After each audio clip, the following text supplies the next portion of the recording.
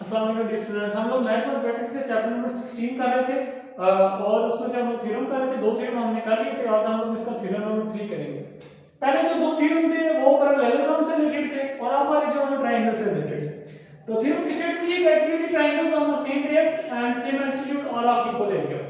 यानी कि दो ट्रायंगल्स लेनी है, उनके बेस सेम है और उनका एल्टीट्यूड भी सेम है। तो हमने ये प्रूव करना है कि उनका एरिया क्या होगा, आपस में इक्वल होगा।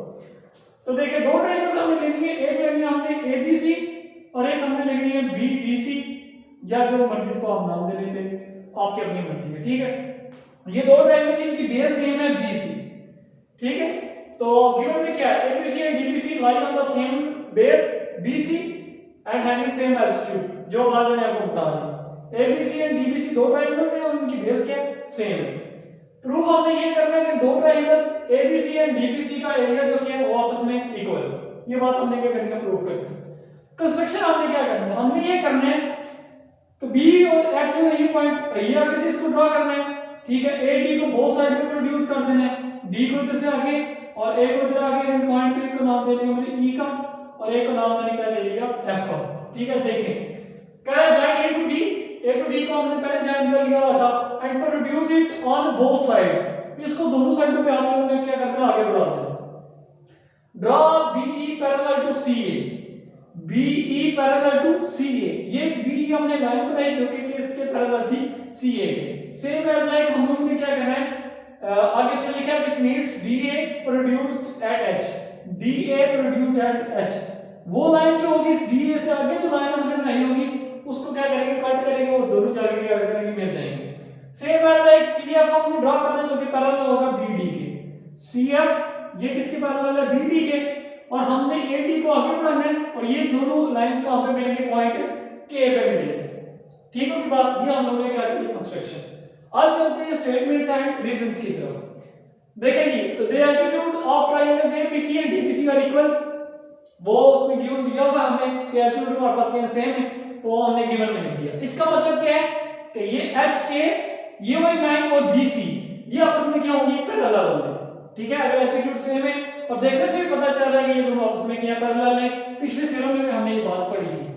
अब देखें जो फर्स्ट थ्योरम था उसमें हमें ये बताया था, जो पैरेललोग्राम से रिलेटेड था, हमने पढ़ा था कि अगर हमारे पास इक्वल बेसिस हो, सेम बेस हो और इक्वल हमारे पास एल्टीट्यूड, तो इनका एरिया क्या होता है, हमारे पास इक्वल होता है। यहां पे वही बात है, उसने कहा कि parallelogram lie on the same base BC and lines BC and AH are parallel.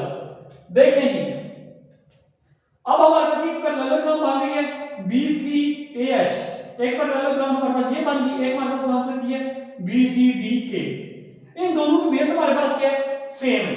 तो अगर पैरेललोग्राम की बेस सेम हो, ठीक है, और उनके जनाब एल्टीट्यूड भी सेम हो, तो इसका मतलब उनका एरिया क्या होता है, आपस में इक्वल होता है। ये बात हमने पिछले थ्योरम में पढ़ी थी।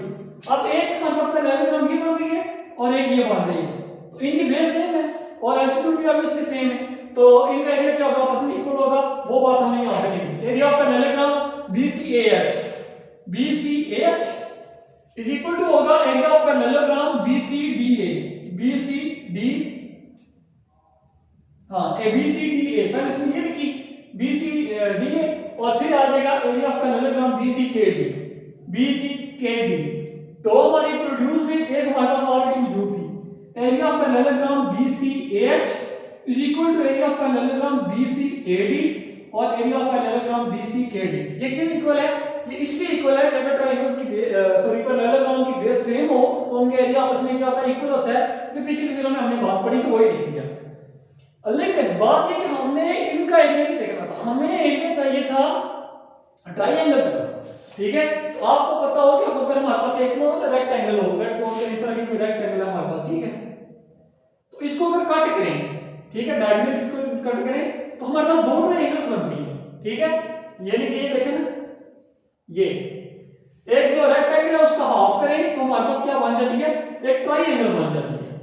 ठीक है, तो हमने क्या करना है कि इसको ना हाफ इसका करके इसको फाइंड करते हैं। देखिए एरिया ऑफ ट्रायंगल ABC, हमने क्या फाइंड करना है, ट्रायंगल ABC का एरिया फाइंड करना है, क्योंकि हमने थ्योरम में ट्रायंगल का एरिया फाइंड, वो किसके इक्वल होगा, half of area of BCAH। ये यहां से यहां तक बन रही है और ये इसका क्या हाफ है। तो अगर ये तो हमें टोटल का एरिया पता हमें, तो अगर टोटल जो ट्रायंगल है उसके एरिया का सॉरी पैरेललोग्राम के टोटल एरिया को हाफ कर दें तो हमारे पास क्या आ जाएगा, एबीसी का ट्रायंगल का क्या आ जाएगा, एरिया आ जाएगा। ठीक है, अब सेम लाइक हमने फाइंड करना है डीबीसी या बीसीडी, आप लोग जो मर्जी नाम कह लें, इसका एरिया।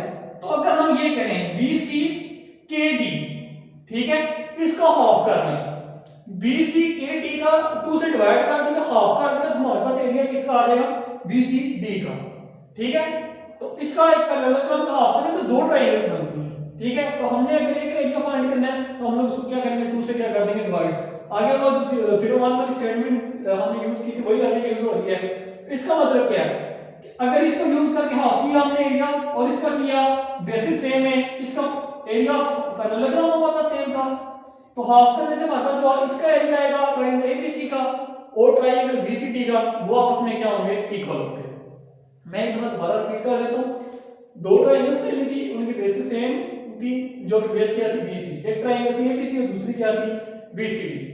ठीक है, तो हमने क्या किया, प्रोड्यूस करके दो पैरेललोग्राम्स बना लिए। एक हमारे पास ऑलरेडी मौजूद थी जो कि एक को डी से बनाने से बनी थी, तो हमने क्या किया, पहले इनका एरिया से किया पैरेललोग्राम्स का, वो पिछले थ्योरम से हमें पता चल गया कि इनका एरिया आपस में क्या इक्वल है। तो एरिया ऑफ पैरेललोग्राम का अगर हम लोग हाफ करें तो हमारे पास एरिया ऑफ ट्रायंगल आ जाता है। तो हमने जो दो ट्रायंगल्स फाइंड करनी थी, इन दो पैरेललोग्राम के एरिया को हाफ किया तो हमारे पास क्या आ गया, एरिया ऑफ ट्रायंगल आ गया। ठीक है, उम्मीद करता हूं आपको समझ आ गई होगी। अगर कोई क्वेश्चन है तो आप लोग जरूर पूछें। तब तक के लिए अल्लाह हाफिज़।